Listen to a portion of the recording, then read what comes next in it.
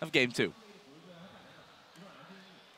Thank you very much, guys. Despite Edward Gaming kicking off fairly convincingly in the early game, getting some map control and map presence, Royal Club bouncing back from a fed Uzi. We've got a bunch of replays. Let's pull the first one right up onto your screen. And Crepo, talk me through the setup to this play and then the play itself. Basically, what happened in the early game is that EGG played a sort of fast push, like lane swap style, and the biggest thing to note is that when they went bottom lane, they denied the rumble off the tower, got that tower with multiple people a lot quicker than UZI could take even down his first tower of the top lane. They rotated back around, went top lane, and they put even more tower pressure. If you roll the clip right here, we can see what's leading up to that. Yu leaves the mid lane, three people try to defend that tower top, but it's just way too many. Instant teleport comes in, Clear Loves goes in, Zed goes in, and just a simple cleanup.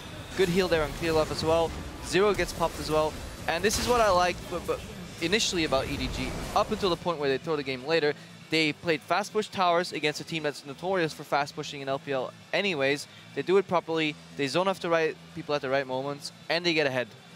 Insec really did not have the same level of early game impact that he did in game 1 of the series. It felt like Edward Gaming had sort of figured out a way to deal with Starhorn Royal Club. What was it that, you know, cost them a little bit, Freak? Well, to me, part of the reason that Insec is being held down is lane swaps are very easy to track junglers in. Yeah. In general, you just don't defend like your turret as a top laner 0v2 because you can't see them.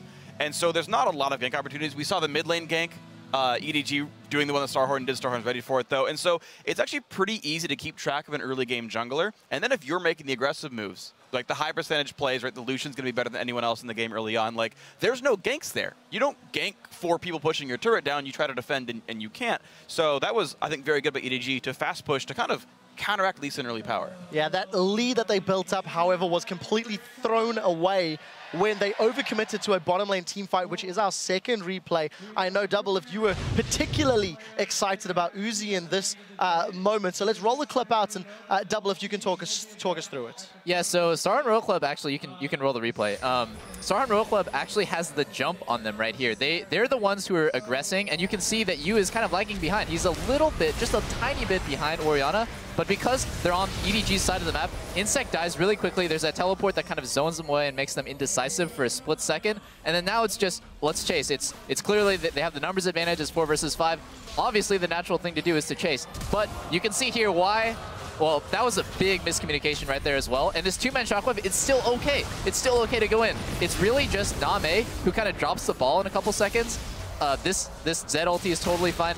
You can see right here, Name turns around and auto-attacks the cannon minion and leaves himself vulnerable. He's just choking. I have no other explanation for that. He just turned around, hit a cannon minion, and just died for free. And then this is just Uzi's incredible mechanics. Yeah, Uzi's about to clean up here. A couple of things I want to point out about the replay. The miscommunication, especially Rise Flash snaring, Thresh hooking the wrong target. I think if the Thresh hook was angled upwards, he would have either gotten Uzi or just Rumble flashing into his hook. And so that's miscommunication. On top of that, on Zero's point, I think his exhaust was a tad early. He could have saved his teammate because exhaust is a 0.5 seconds shorter cooldown than Zed's Deathmark last. But Zero played so well. I think all our eyes are on Uzi every fight, but Zero is doing everything to keep him alive. Every monsoon, every tornado is just spot on perfect. Every exhaust except for that one was perfect. That guy is just so good. And this is what I like about this team comp is, you know, a bunch of shields you can put on teammates. Zero, again, doing really well with Janna. We do have actually our third replay, which continues to show just how much this team is good at protecting Uzi here. So this is after a Baron cleanup. And the big things to watch for, one is Uzi's patience. He doesn't ult until it's ready to go. And then 2, just watch how quickly his team is ready to defend. So roll the clip out. It starts with the team forced to run away. And again, it's going to be watch the tornado that comes out from the Janna here. Watch how quickly Insec and Korn turn around to defend Uzi. Uzi still has not ulted, by the way. He's learned Youmu's to move faster to catch people, but he ults now once it starts. Watch the tornado. Rise shows up. Tornado's already there to slow him down. Lifesteal through the Wraith. Now watch this. Shields are already on. Shockwave has already started and catches Zed right there. He can't do anything. It's freaking beautiful. I love this team. Yeah, and exhaust again, just for good measure. And now it's cleanup. It's really beautiful. This is almost a great play by Insect, but the Q still gets him. Uzi's spacing in that fight as well. You saw him hesitate and step backwards, and you ask yourself why. He's standing right next to Janna all the time, so when Thresh turns around and hooks, Janna can move forward, take the hook, and Uzi can clean up.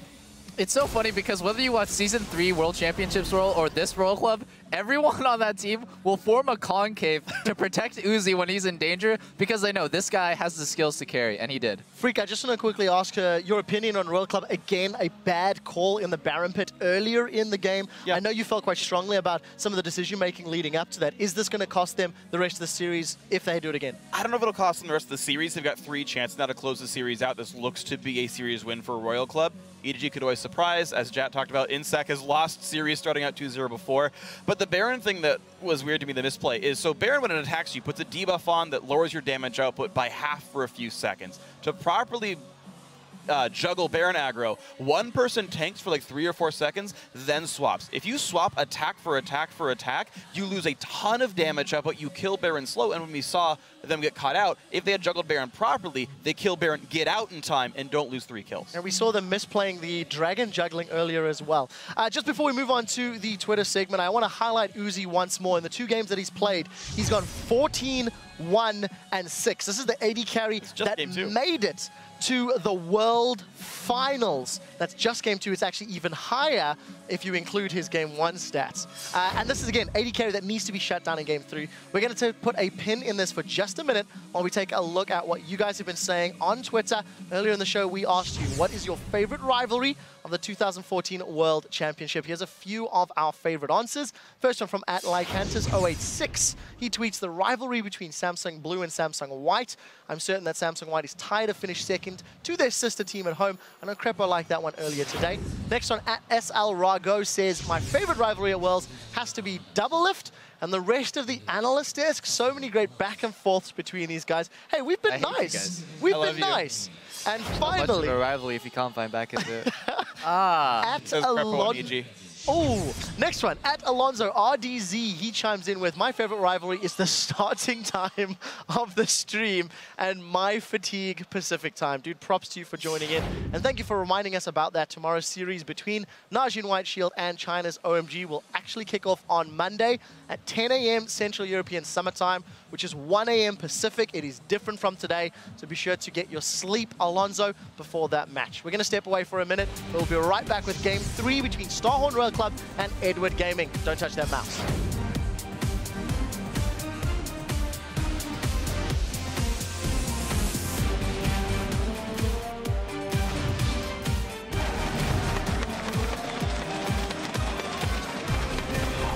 That's not going to be what he wanted. More kills coming up for Uzi. Onto Coro. That no distance to follow, but they are going to be able to lock down that quadra kill. Uzi stays alive with the help of 2 shields. That's the pop-up from Monsoon. Trying to hit it. Insec locked it down. Well, they are going to be able to get the Baron, but will they be able to get out? Uzi goes down. They end up losing Cola. Insec will fall as well. It's going to be Uzi to get another one. They try and blast him down from the side. There's the Monsoon coming out. Uzi gets all the shields. In comes you. You will actually go down. But a pretty fed twit. Everyone runs. Whoa! It doesn't have to be the best equalizer when you got Uzi with shields on him.